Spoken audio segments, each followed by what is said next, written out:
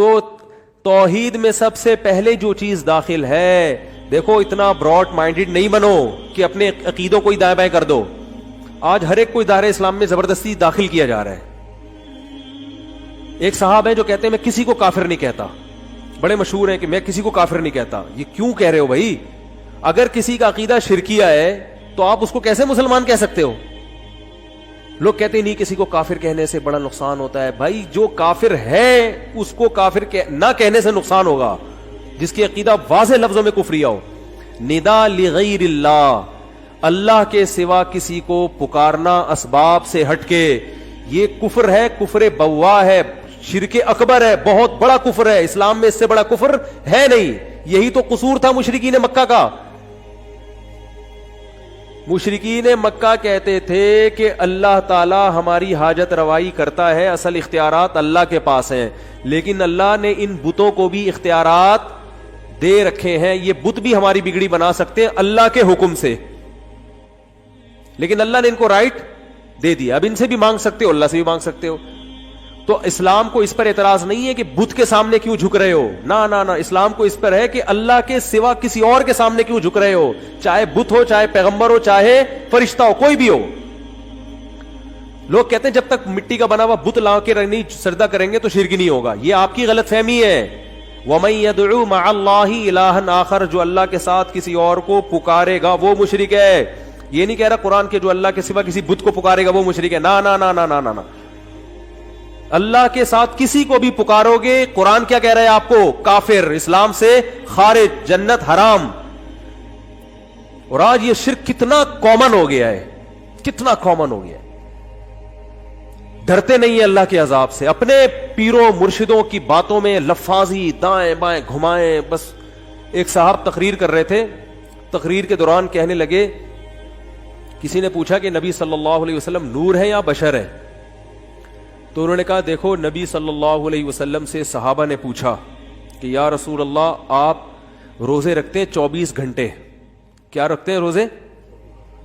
بولو. نبی صلی اللہ علیہ وسلم بعض دفعہ 24 گھنٹے کا روزہ بھی رکھتے تھے، لیکن آپ نے صحابہ کو منع کیا. صحابہ نے پوچھا یا رسول اللہ کیوں، آپ ہمیں کیوں منع کر رہے ہیں؟ آپ نے فرمایا ایکم مثلی، تم میں سے کون میری طرح ہے؟ میری طرح تھوڑی ہو تم. حدیث کا مفہوم بالکل واضح ہے کہ جو اللہ نے مجھے قوت دی ہے، طاقت دی ہے روحانی، وہ تمہارے اندر نہیں ہے.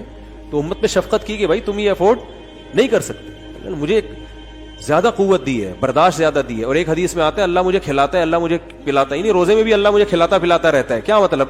یہ روحانی طور پہ کھلا لیتا ہے، پلا لیتا ہے، برداشت ہو جاتا ہے. تم سے نہیں ہو سکتا، تم نہیں رکھو. تو محترم سے کسی نے پوچھا کہ نبی صلی اللہ علیہ وسلم کے بارے میں قرآن میں آتا ہے انما انا بشر مثلکم، کہ اے نبی ان سے کہہ دیجئے کہ میں تمہاری طرح کا انسان ہوں. یہ تو قرآن میں صاف طور پر جب آ گیا تو پھر اللہ کے نبی کو بشر کی فہرست سے نکال دینا کہ آپ بشر نہیں تھے، یہ تو قرآن کا انکار ہو گیا نا. قرآن تو کہہ رہا ہے میں بشر بھی ہوں اور تمہاری طرح کا بشر ہوں. تم بھی کھاتے پیتے ہو، میں بھی کھاتا پیتا. تم بھی نکاح کرتے ہو، میں بھی نکاح کرتا ہوں. تمہارے بھی اولاد ہوتی ہے، میرے بھی اولاد ہوتی ہے. تم بھی بیمار ہوتے ہو، میں بھی بیمار ہوتا ہوں. تم بھی دوا کرتے ہو، میں بھی دوا کرتا ہوں. تو تمہاری طرح کا، ان چیزوں میں تمہارے جیسا انسان ہوں میں. تو محترم سے کسی نے پوچھا کہ تو قرآن صاف لفظوں میں کہہ رہا ہے. تو محترم نے جواب کیا دیا؟ اب دیکھو یہ خطیب لوگ جو لوگوں کو عقیدے خراب کرتے ہیں نا، لفاظی کرتے ہیں، باتوں کو گھماتے ہیں. وہ محترم نے بات کیسے گھمائی؟ محترم نے ارشاد فرمایا، بڑا مجمع تھا، بہت بڑا مجمع جس میں یہ تقریر فرما رہے تھے. بات یہ گھمائی کہ نبی صلی اللہ علیہ وسلم سے صحابہ نے پوچھا کہ آپ 24 گھنٹے کا روزہ رکھتے ہیں تو ہمیں بھی اجازت دیں. تو آپ نے فرمایا ایکم مثلی، تم میں سے کون میرے جیسے؟ تم یہ میرے جیسے نہیں ہو. اور ابو جہل کو جو آپ نے خطاب کیا اس میں کیا فرمایا؟ انما انا بشر مثلکم. غیر مشرکین کو جو آپ نے خطاب کیا اس میں فرمایا میں تمہاری طرح کا انسان ہوں. اب آگے محترم نتیجہ نکالتے ہیں کہ صحابہ کو یہ کہا کہ میں تمہاری طرح کا نہیں ہوں، لہذا صحابہ کی اولادیں اب تک یہ سمجھ رہی ہیں نبی ہماری طرح کے بشر نہیں ہیں، اور ابو جہل کی اولادیں یہ سمجھ رہی ہیں کہ نبی ہماری طرح کے بشر ہے. یعنی ہم لوگوں کو کیا کہتی ہے معاذ اللہ؟ ابو جہل کی اولادیں، کیونکہ ہم یہ کہتے ہیں کہ نبی صلی اللہ علیہ وسلم بشر ہے نا، ہم تو یہی کہتے ہیں. درجہ آپ کا بہت بلند ہے، لیکن اپنی حقیقت اور ماہیت کے لحاظ سے تو بشر ہے نا. اب حضرت عبداللہ کے بیٹے ہیں، حضرت آمنہ کے بیٹے ہیں. آدم علیہ السلام کو اللہ نے مٹی سے پیدا کیا اور انہی کی اولاد میں اللہ نے ہمارے نبی صلی اللہ علیہ وسلم کو پیدا کیا. خلقہ من تراب, قرآن کریم نے آدم کو کس سے بنایا؟ مٹی سے. تو اب دیکھو مجمع ایک دم چیخیں مار رہا, کیا علمی نقطہ بیان کیا, کیا خاندانی نقطہ, کہ ابو جہل سے چونکہ یہ کہا ہے کہ میں تمہاری طرح کا انسان ہوں, لہذا ابو جہل کی اولادیں کیا سمجھ رہی ہیں؟ یعنی ہم لوگ کو کہہ رہے تھے ابو جہل کی معاذ اللہ اولادیں, یہ یہی سمجھ رہے ہیں کہ وہ ہماری طرح کے انسان ہیں. اور صحابہ سے یہ کہا کہ تم میری طرح نہیں ہو, فرق ہے. تو وہ ہم گویا اپنے آپ کو کہہ رہے تھے ہم صحابہ کی اولاد ہیں, ہم سے تو یہی کہا ہے کہ ہماری طرح کے نہیں ہے. جس کو جو کہا ہے وہ وہی سمجھ رہا ہے. میں حیران ہو رہا تھا, اتنے بڑے بڑے مجمع میں کوئی ایک عقل مند نہیں ہوتا جو جا کے ان بزرگ سے پوچھ لے کہ حضرت جو آپ اتنی بڑی داڑھی رکھ کے تقریر کر رہے ہیں, تو بات یہ ہے کہ ابو جہل سے جو آپ نے فرمایا وہ صحیح فرمایا یا غلط فرمایا؟ کسی کافر کے سامنے بھی غلط کہنا جائز نہیں ہے.